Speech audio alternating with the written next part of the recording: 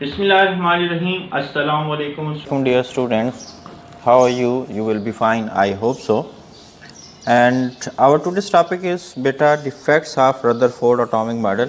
इससे पहले हम रदरफोर्ड एटॉमिक मॉडल के बारे में पढ़ चुके हैं और इस मॉडल के अंदर कुछ डिफेक्ट्स हैं। उन डिफेक्ट्स के बारे में आज हम पढ़ेंगे। पहला जो डिफेक्ट है बेटे कि ये जो रदरफोर्ड एटॉमिक मॉडल है ये प्लानिटरी मॉडल से रिसेंबल करता है, निज़ाम शमसी से रिसेंबल करता है। अगर ये निज़ाम शमसी से रिसेंबल करता है तो फिर जो लॉ ऑफ ग्रेविटी और लॉज ऑफ मोशन है ये एप्लीकेबल होनी चाहिए। लॉ ऑफ ग्रेविटी या लॉ ऑफ यूनिवर्सल ग्रेविटेशन या लॉज ऑफ मोशन जो हैं ये सिर्फ़ और सिर्फ बेटा एप्लीकेबल हैं जो न्यूट्रल बॉडीज़ हैं उनके ऊपर। ये सारे लॉज जो हैं एप्लीकेबल हैं न्यूट्रल बॉडीज़ के ऊपर जैसे प्लैनेट्स हैं। जबकि रदरफोर्ड एटॉमिक मॉडल के अंदर हमने चार्ज पार्टिकल की बात की है, इलेक्ट्रॉन और प्रोटॉन की एग्जिस्टेंस की बात की है एटम के अंदर, और ये जो लॉज हैं ये इसके ऊपर चार्ज पार्टिकल्स के ऊपर यानी इलेक्ट्रॉन और प्रोटॉन के ऊपर एप्लीकेबल नहीं है। ठीक है, लॉ ऑफ ग्रेविटी हमारे टॉपिक का हिस्सा नहीं है, लेकिन थोड़ा सा मैं आपको हिंट दे देता हूँ। भाई लॉ ऑफ यूनिवर्सल ग्रेविटेशन के मुताबिक यूनिवर्स का हर पार्टिकल दूसरे पार्टिकल को एक ऐसी फोर्स के साथ अट्रैक्ट करता है जो उन दोनों पार्टिकल या उन दोनों ऑब्जेक्ट्स के मासेस के प्रोडक्ट के क्या है डायरेक्टली प्रोपोर्शनल, और उन दोनों ऑब्जेक्ट्स या उन दोनों पार्टिकल्स के सेंटर्स का जो डिस्टेंस है उस डिस्टेंस के स्क्वायर के इन्वर्सली प्रोपोर्शनल है।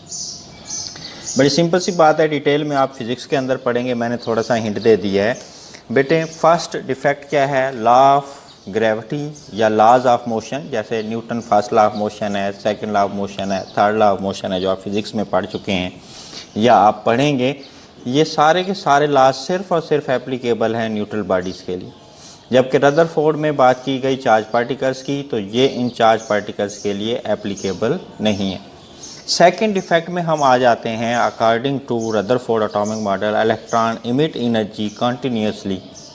इलेक्ट्रॉन जब रिवॉल्व कर रहा होता है तो वो कंटिन्यूसली क्या करता है, एनर्जी को इमिट करता है। फर्स्ट करें ये इलेक्ट्रॉन है और ये मुसलसल जब एनर्जी को इमिट करेगा तो ये हाई एनर्जी ऑर्बिट से लो एनर्जी ऑर्बिट में फिर इमिट करेगा, तो फिर लो से हाई से फिर लो में, हाई से फिर लो में, ultimately it falls into the nucleus. जब वो कंटिन्यूसली एनर्जी को रिलीज़ कर रहा है, रेडिएट कर रहा है इलेक्ट्रॉन, तो वो हाई एनर्जी ऑर्बिट से लो में आते आते आते आते वो न्यूक्लियस में फॉल कर जाएगा। इस तरह से एटम का जो स्ट्रक्चर है वो क्या हो जाएगा, कोलैप्स हो जाएगा। अगर एटम का स्ट्रक्चर कोलैप्स हो जाएगा जबकि ऐसा होता नहीं है, एक्चुअल में एटम का स्ट्रक्चर कोलैप्स नहीं होता। हम कह सकते हैं Rutherford atomic model does not account for the stability of an atom. ये एटम की स्टेबिलिटी को एक्सप्लेन नहीं करता, उसको अकाउंट नहीं करता।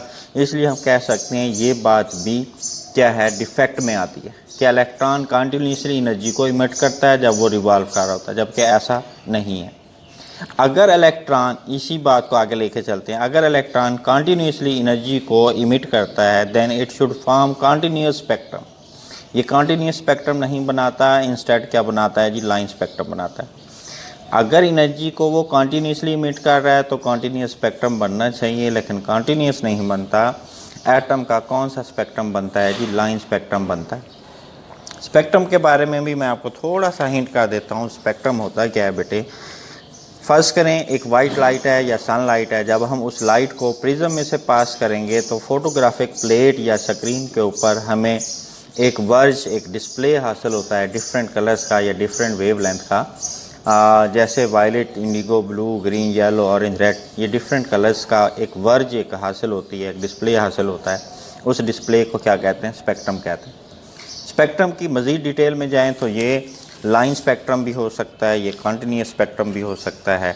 अगर एनर्जी की इमिशन कंटिन्यूस हो रही है तो स्पेक्ट्रम कंटिन्यूस बनना चाहिए, और अगर इमिशन कंटिन्यूस नहीं है तो फिर क्या बनना चाहिए, लाइन स्पेक्ट्रम बनना चाहिए।